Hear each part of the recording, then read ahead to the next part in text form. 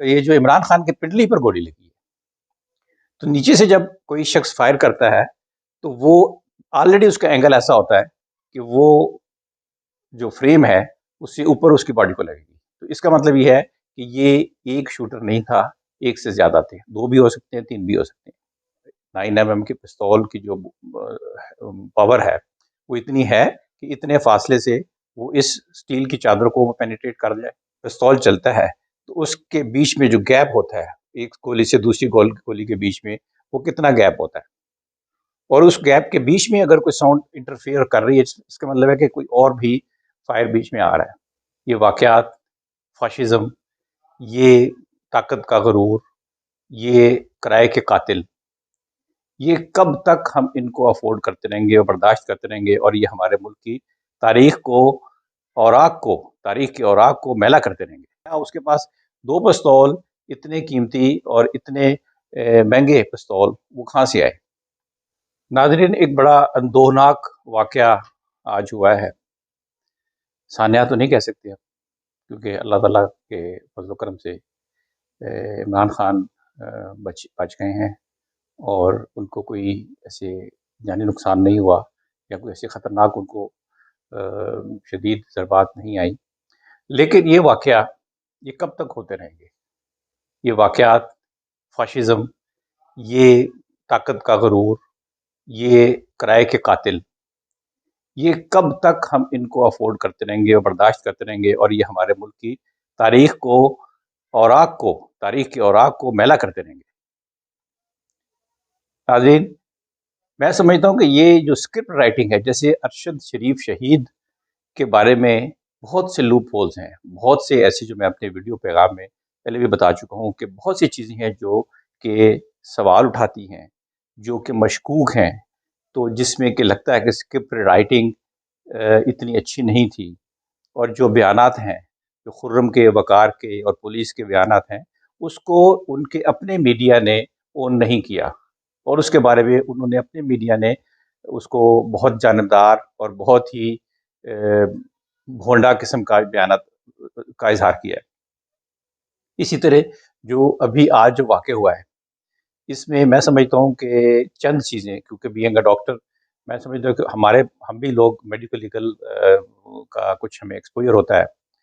तो इसमें अगर आप देखें, तो आजकल आपने गौर किया होगा कि क्रिकेट के जैसे 2020 के मैचेस हो रहे हैं, वर्ल्ड कप हो रहा है, या दूसरे जब भी कभी मैचेस होते हैं, तो उसमें जब बैट या पैड को टच होता है, तो वो साउंड का एक मैकेनिज्म है, जिसको कि वो ट्रेस करते हैं और रिप्ले में उसको दिखाते हैं, क्या या बैट को टच हुआ है या नहीं टच हुआ, और पैड को टच हुआ है, एलबीडब्ल्यू देना है या नहीं देना। जब वो रिप्ले करते हैं, जब रिव्यू करते हैं, तो उसमें बिल्कुल बारीकी के साथ, बहुत ही बारीकी के साथ वो सब चीज़ें वाज़ेह हो जाती है। तो मैं समझता हूँ कि तब टेक्नोलॉजी इतनी तरक्की कर गई है, तो हमें इस टेक्नोलॉजी से बजाय वो थर्ड डिग्री का जो पुराना तरीक़ाकार है पुलिस का, उसके बजाय हमें इन साइंटिफिक तरीकों से, इस फोरेंसिक एनालिसिस से चीज़ों को देखना चाहिए। अभी आप ये देखें कि जो बयान किया जा रहा है कि जो शख्स पकड़ा गया है, उसके पास 9 एमएम पिस्तौल था। अब उसकी क्रेडिबिलिटी, उसकी बैकग्राउंड, उसका जो कहता है जी कि मुझे ये इसके एतराज़ था कि अज़ान हो रही है और साथ में जो नगमे चल रहे हैं। क्या आया वो इस किस्म का मज़हबी था? चेहरे-मोहरे से या ऐसे हो सकता हो, लेकिन लगता नहीं है कि इस किस्म का वो मोटिवेट हुआ हो और इस किस्म की बात वो जो कर रहा है। तो दूसरा फिर ये है कि उसके बयानात में तज़ाद है कि जब से वो इमरान खान चला है, मैं उस वक़्त से जब चला है, तो फिर आप उसके पुराने, इसका मतलब है जो पुराने जो धरने थे, या पुराने जो उनके मार्च थे, या पुराने जो उनके जलसे-जुलूस थे, उसकी बुनियाद पे आपने दिल में बुग़्ज़ रखा हुआ था कि हाँ, जब अब कभी आएगा तो मेरे शहर से गुज़रेगा तो मैं ऐसा करूँगा। फिर वो कहता है जी कि मैं इसको जो है वो सुबह से मैं इसका इंतज़ार कर रहा था, या मैं फिर कहता है जी मैं जब लाहौर में था तो उस वक़्त से, ये इसके बयानात जो है ना, वो थोड़े से उसमें झोल है। इसी तरह अब आप उसके जो कपड़े हैं, इत्तेफ़ाक से आजकल इंतज़ार नहीं करना पड़ता कि कैमरे वहाँ पे थे, नहीं थे, कंटेनर पे कैमरे थे या सिक्योरिटी कैमरे थे, पुलिस ने लगाए हुए थे, नहीं लगाए हुए थे। आजकल तो हर हाथ में कैमरा है। हर जगह पे कैमरे शूट होते हैं, और फ़ौरी तौर पे जो लोग हैं, वो किसी को बचाएं ना बचाएं, लेकिन कैमरे की जिद में लोग आ जाते हैं। अब उसका जो ड्रेस का कलर है वो भी मैच नहीं कर रहा। जो शख्स जिसने उसको पकड़ा है, इब्तिसाम, उसका कलर, जो उसकी शर्ट का कलर और उसके इर्द-गिर्द का जो एक उस क्लिप को अगर आप देखें, तो जो बैनर है उसका कलर ग्रीन है, उसकी शर्ट का जो कलर है ऑरेंज और प्लस अदर मिक्स है। तो इसमें इसके जो कपड़ों का कलर है वो ग्रे दिखाई दे रहा है। जबकि जब इसका बयान थाने में जो टीवी पर ऑन एयर हुआ है, तो वो ग्रीन कलर है, अंगूरी कलर के कपड़े हैं उसके। तो ये क्या 2 डिफरेंट लोग हैं, या उसको इतना टाइम मिल गया कि वो कपड़े चेंज करके तो फिर अपना बयान रिकॉर्ड करवाए। फिर उसके साथ-साथ आप देखें कि कहा गया जी कि ये इस तरह उसके पास पिस्तौल थे। आया वो इस लेवल के इतने कीमती 2 पिस्तौल अफ़ोर्ड कर सकता था? या अगर ऐसा ही था, तो वो 1 भी रख सकता था, या एक भी हो सकता था कि आया उसके पास 2 पिस्तौल इतने कीमती और इतने महँगे पिस्तौल वो कहाँ से आए? जबकि जो आवाज़ जो रिकॉर्ड हुई है उस सानहे की, उस वाक़ये की, वो बताती है कि कोई ऑटोमैटिक वेपन है, जिसकी एक आवाज़ ऐसे मुसलसल कंटीन्यूअस जो है वो आवाज़ उसकी जो गोलियों की है वो सुनाई दे रही है। फिर उसके साथ-साथ वो जो बाहर उनका जो कंटेनर का ऊपर का जो पोर्शन था, जो उसकी जो फ्रेम था, वो तकरीबन अगर आप पिक्चर्स में देखें, तो तकरीबन घुटनों-घुटनों तक वो फ्रेम नज़र आ रहा होता है। घुटनों तक फ्रेम होता है, उसके बाद ऊपर बॉडी आपकी ओपन होती है। ये जो इमरान खान की पिंडली पर गोली लगी है, तो नीचे से जब कोई शख्स फायर करता है, तो वो ऑलरेडी उसका एंगल ऐसा होता है कि वो जो फ्रेम है, उससे ऊपर उसकी बॉडी को लगेगी। तो इसका मतलब ये है कि ये एक शूटर नहीं था, एक से ज़्यादा थे। 2 भी हो सकते हैं, 3 भी हो सकते हैं।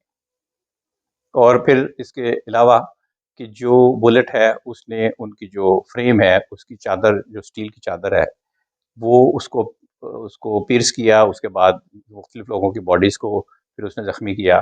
तो क्या क्या 9 एमएम की पिस्तौल की जो पावर है, वो इतनी है कि इतने फासले से वो इस स्टील की चादर को पेनिट्रेट कर जाए?